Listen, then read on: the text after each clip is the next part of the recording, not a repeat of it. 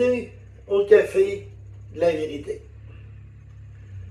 Aujourd'hui, mon sujet, ça va être reposant, puisque ça s'appelle le repos.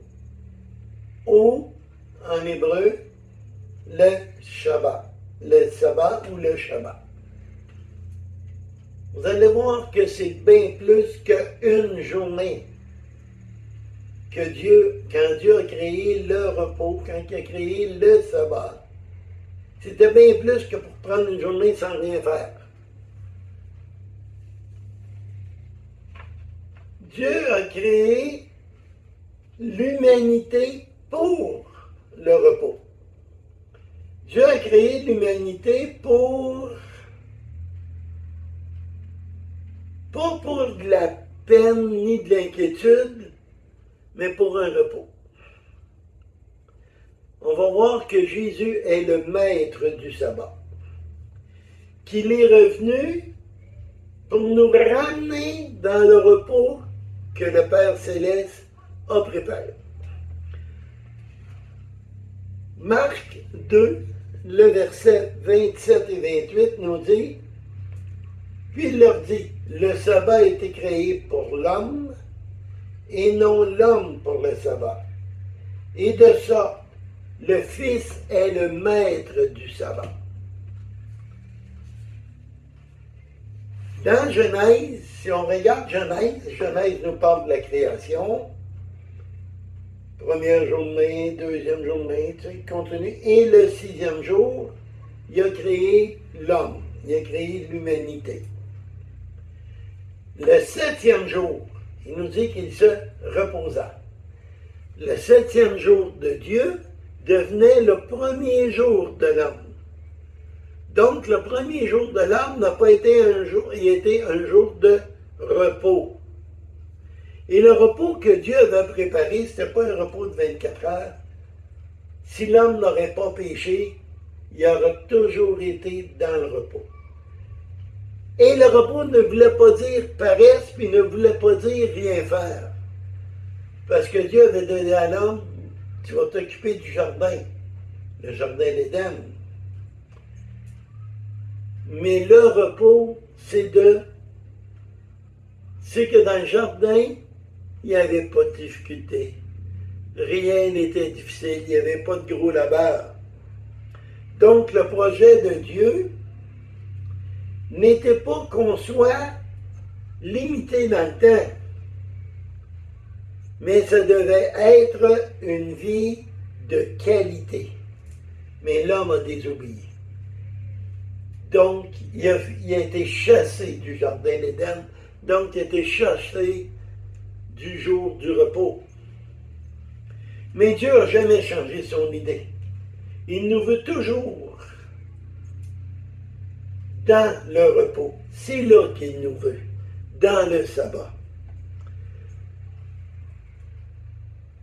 Donc, il a préparé un jour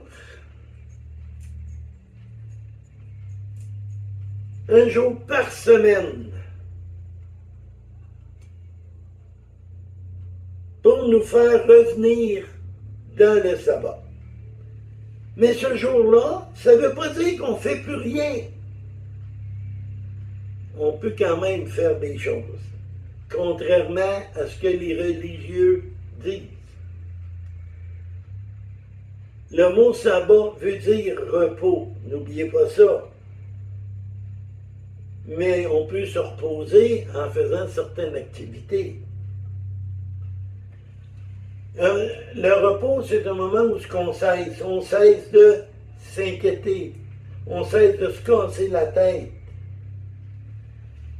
On fait des choses qui sont agréables. Le problème, c'est que les Juifs, ils ont pris le sabbat et ils ont rajouté un paquet de règles, des choses à ne pas faire.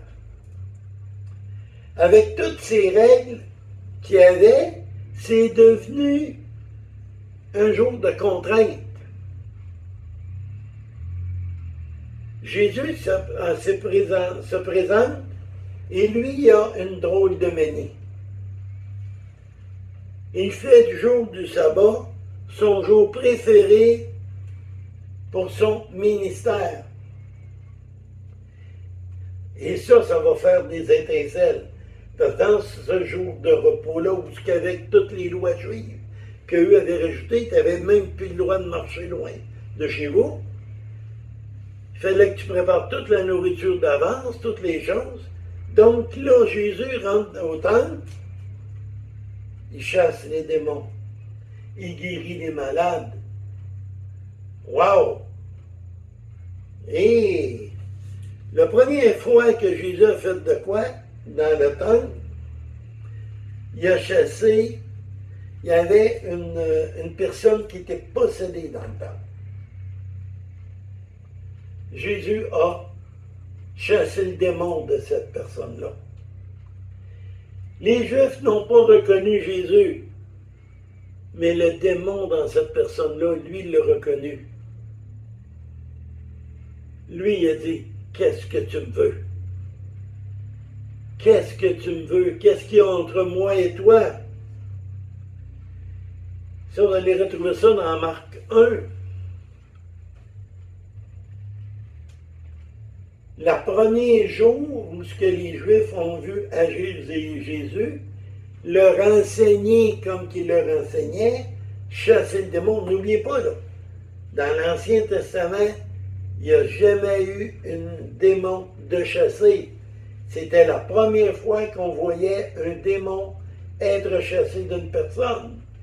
Et là, les Juifs ont fait « Wow! » Donc, Marc 1, le chapitre 1, c'est le chapitre du « Wow! »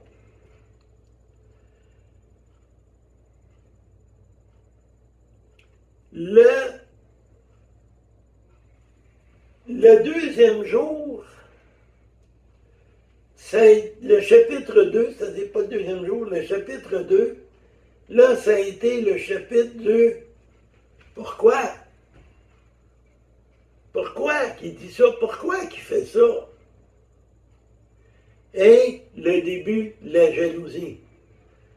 Parce que le chapitre 3 est celui qu'on essaye de piéger.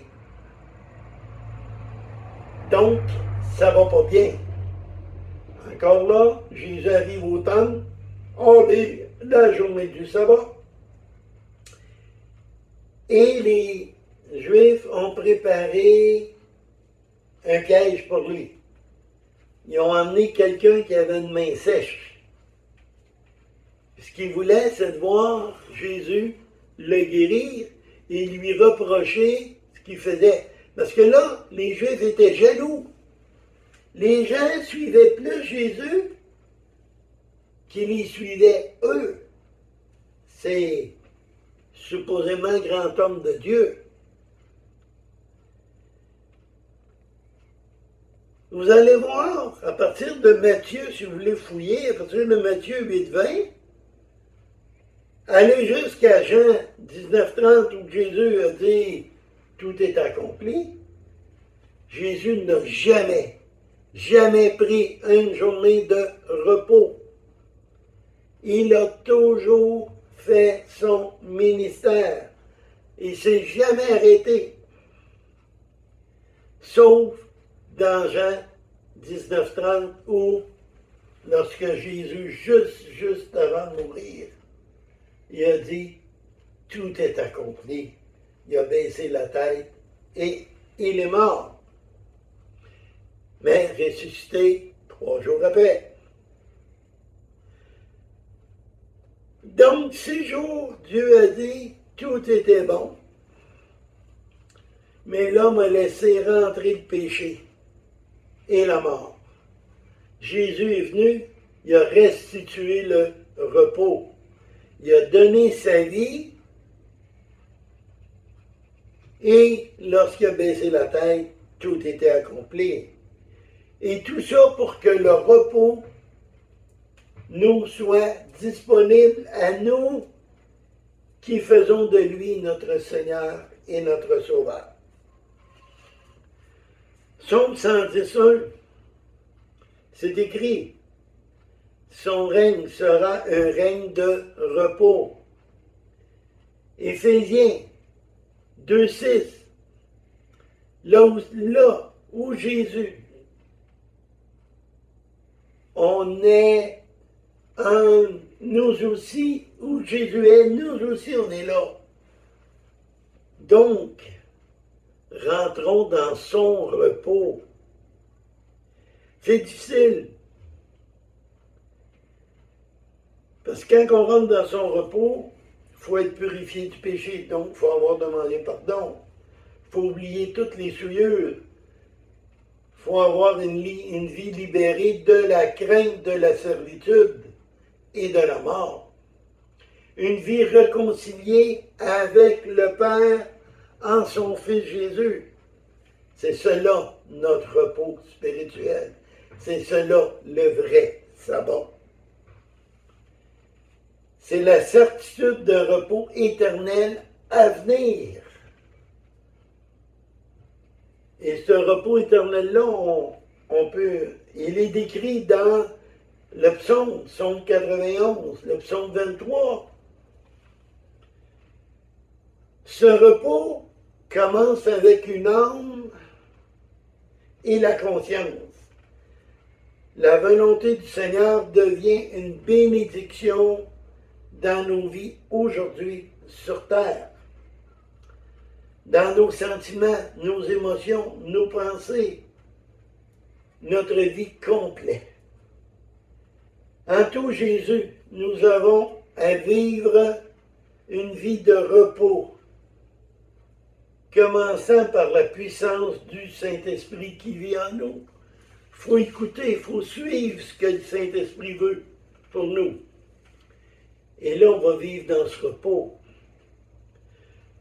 Nous sommes dans un monde très agité. Les pertes du sommeil, qui nous viennent de nos inquiétudes, qui nous viennent des problèmes qu'on a, et qu'on se demande, on veut lutter par nous autres mêmes. Comment qu'on va régler ça? Comment qu'on va agir avec ça? Au lieu de dire, Seigneur, merci. Il y a une épreuve, tu vas me faire grandir. Seigneur, merci, parce que c'est toi. Moi, je vais m'occuper de tes choses, toi, tu t'occupes des miennes. Et dites-vous bien une affaire qui est bien meilleure que nous autres pour régler nos situations. C'est pas demain, c'est là, tout de suite, présent. C'est pas facile d'entrer dans son repos. Quand on est habitué de s'énerver, de s'inquiéter, de s'agiter, pour nous-mêmes essayer par nos efforts de régler les choses, au lieu de s'en remettre à lui et dire « Montre-moi le chemin, montre-moi qu'est-ce que je dois faire. » La première chose à faire, c'est d'abord rester calme. Le sabbat est de cesser son travail, cesser de s'inquiéter, de s'agiter, de tout vouloir contrôler, planifier, organiser. Pour entrer dans son repos, le Seigneur a préparé pour nous. Il l'a fait pour nous, pas rien que le samedi, tout le temps. Il veut qu'on passe la vie dans son repos. Cela ne s'arrête pas si nous autres, on ne veut pas. Faut le laisser aller. Exemple. On fait une vidéo le dimanche, on en fait un le mercredi normalement, mais on les tourne normalement la même journée. Je suis samedi soir, il est 10 heures, j'ai rien préparé, rien ne fonctionne. Je vais me coucher. Je suis entré dans son repos, j'ai dit Seigneur, en me couchant, j'ai dit toi qui es au contrôle, toi tu veux. Et toi, tu sais de quoi je parlais. Il m'a réveillé à 2 heures dans la nuit. Et lorsque Véronique, ma fille, est venue pour filmer, mes 2 messages étaient prêts. Pourtant, il y en a un là-dedans, là, ça faisait 4 mois que je travaillais dessus, puis j'avançais pas. Et là, dans l'espace d'un très court de temps, tout me venait en tête. Toutes les recherches que j'avais à faire se faisaient en claquant des doigts. Mais je suis rentré dans son repos. Dormir avec lui. Laisser nos soucis et le laisser au contrôle. On a dans Marc 4,37 un bel exemple. On a la tempête. Jésus est couché dans la barque. Il y a une tempête et Jésus dort. Ses disciples, eux, commencent à paniquer. Hein? Et maintenant, réveille Jésus, réveille Jésus. Jésus lui répond, couche-toi donc avec moi. Donc, restons calmes. C'est ce que Jésus nous disait. Restez calmes. Et là, il a arrêté la tempête. Donc, il faut faire les choses avec lui, en lui. Il ne faut pas s'enfermer dans nos pensées, dans nos raisonnements, ni dans notre colère, même dans des pleurs, pour comprendre que cela ne donne rien. Il faut entrer, louer l'Éternel. Un autre bel exemple, Paul et Philippe sont en prison. Et au lieu de paniquer et tout, ils se mettent à chanter à la gloire de l'Éternel. Ils se mettent à le remercier. Un tremblement de terre arrive, toute la prison s'ouvre. Mais dans ce temps-là, un prisonnier s'échappait. Le gardien devait se suicider. Et là, le gardien arrive se suicider. Paul lui dit, non, non, on est tous ici. Personne n'est sorti. Il a témoigné de l'amour de Jésus. Et tout le gardien et sa famille se sont repentis et sont venus à Jésus cette journée-là. Parce qu'au lieu de suivre sa volonté, c'était bien plus facile pour lui de sortir. Il a dit non, non, non, je reste. Jésus est au contrôle.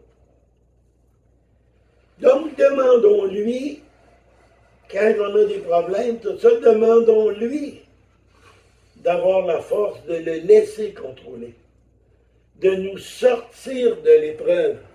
On va sortir plus fort, en forme, et de cette façon, une plus grande maturité.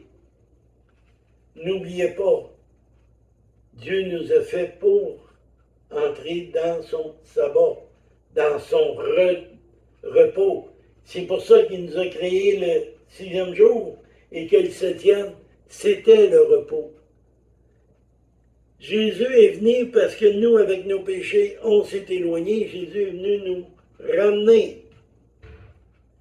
Matthieu, je vais vous lire celui-là. Matthieu 11, le verset 28 et 29.